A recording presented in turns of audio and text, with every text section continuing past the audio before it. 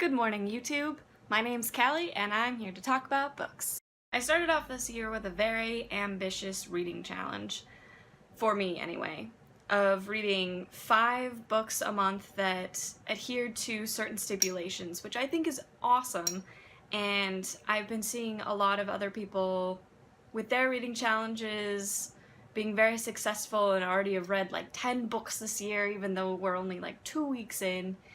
And the thing about working at a bookstore is that you come across new books constantly and you're adding books to your list all the time. And I found out that the books that I had chosen for this year weren't exactly the ones that I really wanted to read. And I did read one of them, but I kept on changing my mind on the books that I wanted to read.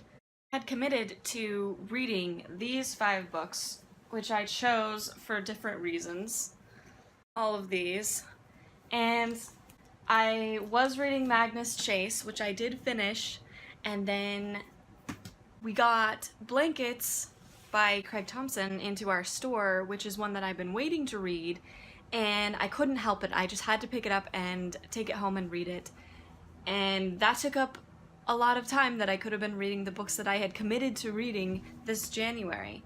But I decided and justified that maybe Blankets could go into one of the categories that I had chosen to have as the things that I needed to read every month. But then it kept on happening where I don't read very fast, and it's a little bit overwhelming when you have 5 big novels to read in a month when it takes you a week and a half to just read one. So I started thinking about reading challenges and what makes them good and also what makes them bad. I started to get really frustrated with this goal that I had made that I didn't seem to be able to achieve. So I decided that I was going to come up with some other way that I would still be meeting some kind of goal every month, but that I wouldn't get frustrated with and I would be able to meet that goal. I decided that there wasn't going to be any stipulations with what I was reading or even an amount that I needed to read, because that just gets overwhelming to me and I'm not a speed reader.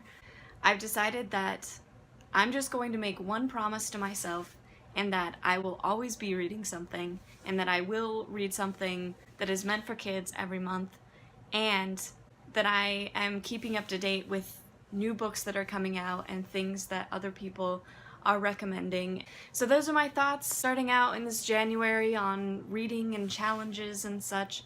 Let me know in the comments what your reading challenges are this year and what is challenging about them. In the meantime, happy reading!